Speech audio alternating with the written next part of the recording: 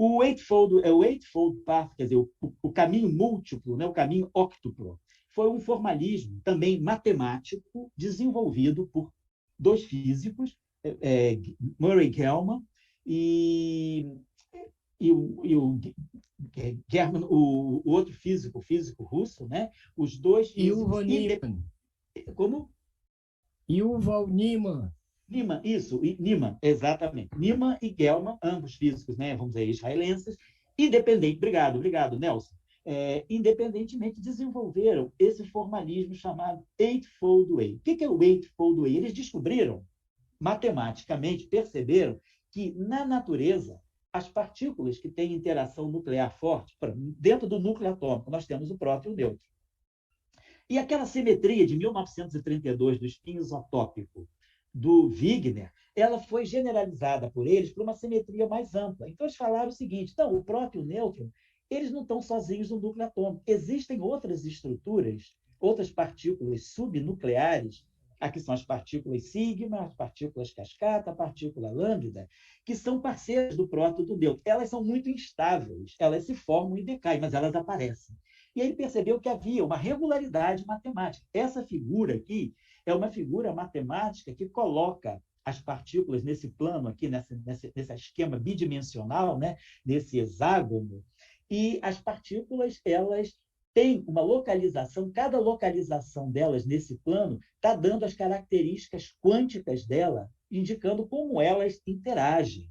E aí está aqui, Gell-Mann e Niemann propuseram essa chamada teoria do Eightfold Way. Isso é baseado numa estrutura matemática chamada grupo unitário tridimensional. É o grupo SU3. Vocês vão estudar isso num curso de álgebra linear, por exemplo. Então, esse Eightfold Way, ele é a estrutura matemática que está por trás, né? É o bastidor desse fenômeno físico que acontece no mundo subnuclear, que são essa chamada simetria gerada por dois números quânticos, a estranheza e a carga elétrica. Então, é um plano bidimensional, é um plano, né, com duas coordenadas, a coordenada das cargas elétricas e as coordenadas das estranhezas, e as partículas se agrupam nessas estruturas regulares. Claro, dentro do núcleo atômico, elas não estão bonitinhas assim. Isso é o que está no papel. Nós sabemos que, e a partir dessas partículas, outras foram previstas. Por exemplo, essa partícula ômega-, ela não existia antes da previsão. Conheciam-se essas partículas em azul. A simetria foi gerando as partículas que depois foram aparecendo. Então, esse é o papel da simetria. Você dá uma parte do sistema e você acaba descobrindo o sistema todo, né? E aí, depois, Gell-Mann e Zweig vão além, dizem, não, tudo isso é advindo de uma estrutura mais fundamental ainda. Existe um SU3 por trás desse SU3, uma outra estrutura matemática SU3, e eles identificaram os quarks. Falaram, mesmo o próton e o nêutron, todas essas partículas que estão nessas figuras não são elementares. Elas são compostas de partículas, subpartículas mais simples, que são os quarks. Então, eles preveem, e aí eu estou falando do atomismo 2.500 anos depois, porque isso é o que Anaximandro, Leucipo, Demócrito, os pré-socráticos diziam, a natureza é feita de estruturas muito fundamentais. E eles chegam à previsão matemática dos quarks. São dois trabalhos. O Gell-Mann e o Zweig fizeram isso independentemente, cada um a seu modo, mas formularam a mesma situação. Como obter, como compreender o próton, o nêutron e todos os seus parceiros subnucleares a partir da existência de estruturas mais fundamentais. Eles propõem, então, que os quarks existem nessa época, né, nesse período, quando eles propõem pela primeira vez em 64, os quarks são três: quark up, o quark down e o quark estranho, que responde pela estranheza, e esses três quarks se agrupam em situações distintas, quarks e antiquarks, para formar as partículas subnucleares. Então, o próton hoje é formado, nós compreendemos o próton como sendo dois quarks U com um quark D. Compreendemos o nêutron como sendo dois quarks D e um quark U. E outras partículas como sendo U, D e S. Então, existem partículas formadas de três quarks e partículas formadas de um quark com um antiquark. São os baryons e os mesons. Isso tudo previsto ainda, quer dizer, era uma descrição matemática que acaba sendo descoberta em aceleradores. Em 69, 5 anos depois, esses quarks são identificados indiretamente. Então, temos aí essa grande previsão também. E aí nós estamos chegando, né, ao momento final do modelo padrão. O modelo padrão está se configurando. Aqui eu queria abrir uma reflexão do Oscar Greenberg, que foi fundamental para a compreensão dessa simetria, né? Que liga esses três quartos, que é uma simetria chamada simetria de cor, color symmetry. É cor no sentido abstrato, não tem nada a ver com as cores do espectro. Mas ele diz que ele propõe essas três cores para poder acomodar o princípio da exclusão de Pauli na física de quarks.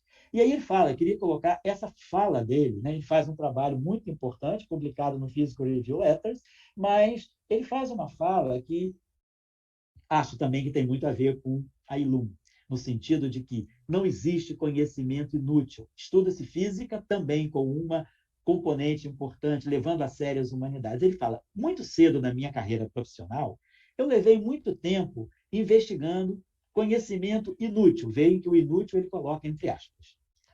A compreensão de uma estatística quântica que não ocorre na natureza. Ou seja, ele estava estudando coisas que sabidamente não estavam na natureza. Mas aqueles estudos me levaram a conceber a ideia dessa qualidade chamada cor dos quarks, um conceito que acabou se provando muito útil, né, para compreender a física dos quarks. Então, isso é o exercício intelectual, o exercício mental, o exercício da abstração para se prever novas fronteiras onde a física não tem, não chega. Então, a gente precisa estender os domínios e depois os experimentos vão chegando lá e comprovando, sim ou não, né? Ou aqui, então, o modelo padrão, basicamente, é isso aqui. Ele responde pelo elétron com seu neutrino, o muon com seu neutrino, o tau com seu neutrino. Responde pelos quarks. Então, aqui nós temos a física de interações fracas, aqui nós temos a física de interações fortes, a física de interações fracas e a física eletromagnética. Os quarks estão em todas, são presentes em todas as interações. E aqui os chamados mediadores das interações. Aqui nós temos o fóton, que é o quantum de luz, o quantum, né, de energia eletromagnética, o quantum de radiação eletromagnética, e o muon, que também é uma espécie de um primo mais robusto do elétron, 200 vezes mais pesado, mais massivo do que o elétron. Então, essas partículas aqui, mais o bóson de Higgs, descoberto em 2012, formam o material do modelo padrão. Está tudo aqui. Está tudo aqui. Então, isso é o modelo padrão. Ele vai responder pelas interações eletromagnética, nuclear forte e nuclear fraca. São interações distintas, sim, mas o papel da simetria no modelo padrão é mostrar que essas físicas distintas têm uma origem comum, uma origem unificada. Eu tenho uma teoria única que vai se desdobrando em diferentes teorias, em diferentes momentos do universo. Né? 10 a menos 15 segundos após o Big Bang, aparecem as três interações. 10 a menos 10 segundos, né, um décimo de bilionésimo de segundo após o Big Bang, a interação eletromagnética e a interação nuclear fraca se separam.